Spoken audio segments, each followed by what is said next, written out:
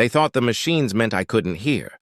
The steady beep, the oxygen sigh, the theater of endings. My eyelids were heavy but not sealed. My mind was floating but not gone. And then my son's voice cut through the sterile air. "Let's sell the house." "He's gone anyway." A pause. Fabric rustled. Her heels clicked softly against tile. His wife, always dressed like she was attending an auction. She nodded. I couldn't see it, but I heard it in her breath, in the greedy little hum of agreement. "We'll split it," she whispered. "Before the taxes swallow everything. Split it. My house. My life's work. My wife's garden still blooming outside the kitchen window." They had already buried me.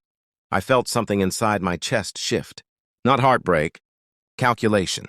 They spoke about the furniture, the study, my safe, the art collection they thought was sentimental. They had no idea. I forced my fingers to move. 1 centimeter, then 2. Pain crawled through my nerves like fire ants, but I welcomed it, because pain meant I was still here, and I was listening. The coma wasn't an accident. That realization didn't come with panic. It came with clarity. 3 days before the stroke, my daughter-in-law had called.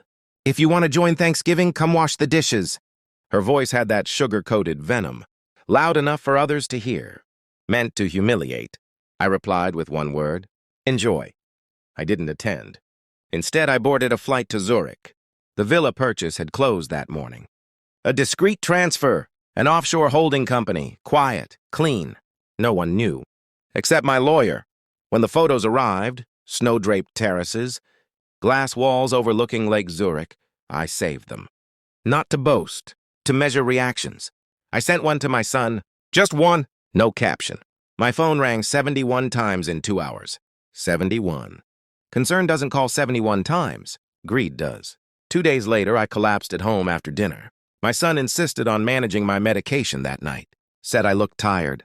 I remember the glass of water. The faint bitterness. Then darkness. Now here they were. Discussing liquidation. My estate.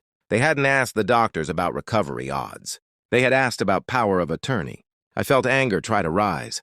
I buried it. Emotion clouds judgment. And I needed clarity. Recovery is a performance. They don't tell you that. I kept my eyes closed for 2 more days. Listened. Gathered. My daughter-in-law spoke the most when she thought I couldn't hear. "Once the house sells, we'll move closer to my parents. We should check his accounts before the hospital bills stack." He always hid money. She was right. I did. Not from the government. From them. My son's voice trembled sometimes. Guilt, perhaps, or fear of being caught unprepared.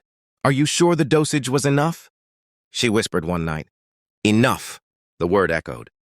He didn't answer immediately. "I followed what you said." Silence. Then her sigh. "Good." There it was. Not proof, but confirmation. When the nurse adjusted my IV, I forced my eyelids open for half a second. Enough to establish neurological response. Controlled. Measured. By morning, the doctors noted possible improvement. By afternoon, I had access to my phone, temporarily, for cognitive stimulation. They didn't know my lawyer's number by heart. I did. One text. "Initiate protocol Aurora." He didn't reply. He didn't need to. Aurora was simple. All domestic assets transferred to an irrevocable trust upon confirmed attempt of financial exploitation or harm. I had drafted it after my wife died. Because grief reveals character, and I had seen theirs, my accounts began shifting silently. Property titles updated. The house already protected. They were planning to sell something that was no longer mine, nor theirs. When my daughter-in-law called again from the hospital cafeteria, she hissed into my phone, "If you recover, don't expect us to keep cleaning up your mess." I replied softly, "Enjoy."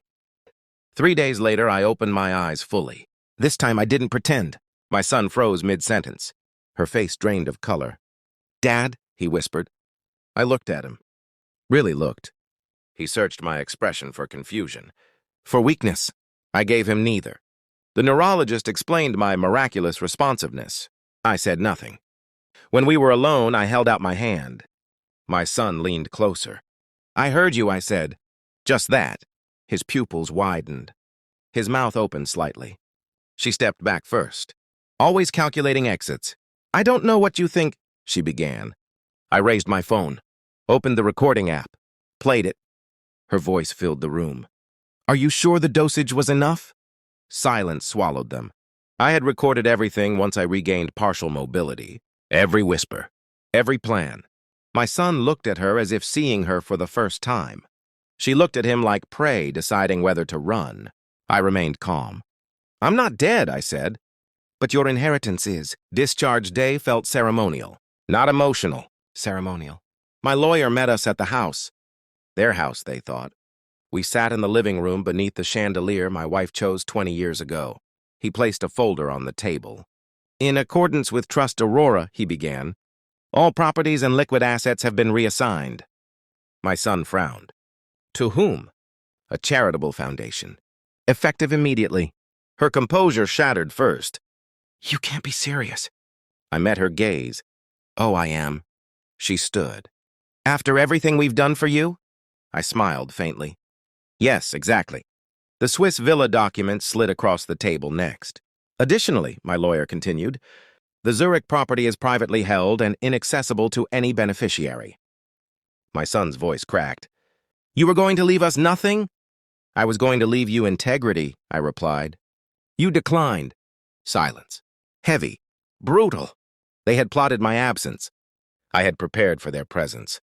Before leaving, I handed my son a small envelope. Inside, copies of the recordings. Insurance. If anything happens to me again, I said quietly.